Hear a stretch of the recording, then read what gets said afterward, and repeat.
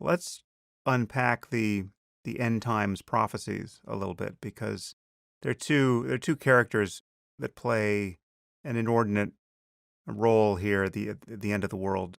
The first is the Antichrist, and the second is Christ himself. I think many listeners will be surprised to know that Jesus plays a significant role in the end times from the point of view of the most true believing Muslims. Well, let's talk about the Antichrist and Jesus in through a Muslim lens. Who is the Antichrist and where do we think he is at the moment?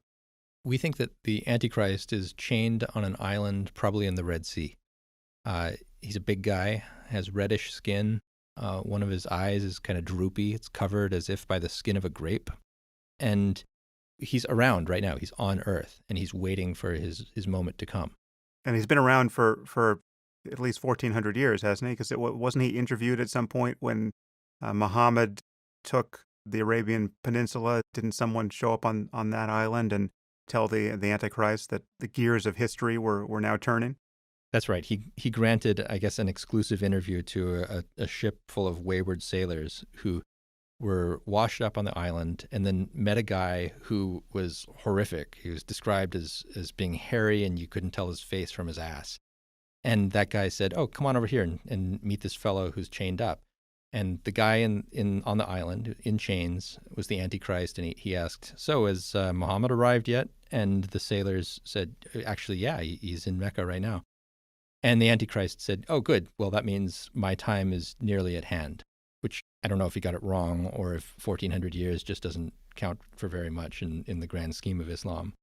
But the next step is after there's a restoration of the caliphate, which according to ISIS has already happened, and big battles between the Muslims and the Romans, which may have already happened at Dabiq, the Romans being either NATO troops or Turks, or depending on what your interpretation is, then the Antichrist will sort of appear, and a series of truly catastrophic, weird, apocalyptic events will take place. Once the Antichrist frees himself from his chains, there will be drought across the planet. 1/3 of the planet will go without rain 1 year, 2/3 of it the next. There will be a severe lack of food. And the Antichrist, among other powers, will have the ability to conjure a kind of like false food and like throw it out to adoring crowds and have them come to his aid. And anyone who opposes him will just get hacked to pieces, cut down. Any Muslims who find him will be able to identify him because he'll have written in an invisible ink that only Muslims can read the word infidel across his forehead. And even illiterate Muslims and children will be able to read that across his forehead. So as he's traversing the earth, throwing out steaks and burgers from his wagon to adoring crowds and hacking to death believers, the Muslims will eventually be just a few left. There'll be just 5,000 or so left, and they'll be encircled by the forces of the Antichrist in Jerusalem.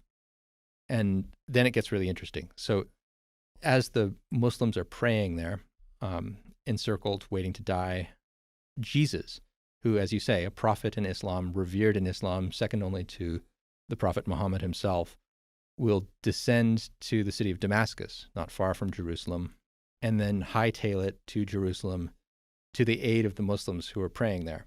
And once they recognize him, the caliph at the time, who will be a figure known as the Mahdi, will say, "Hey, you're Jesus, aren't you? You should really lead us in prayer." And Jesus will say, "No, really, that's your duty. Why don't you lead us in prayer?"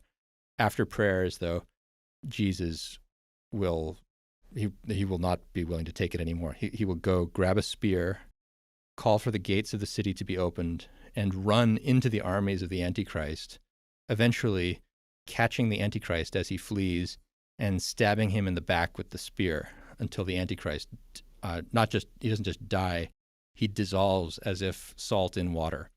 And Jesus will hold up the bloody spear and say, "We win."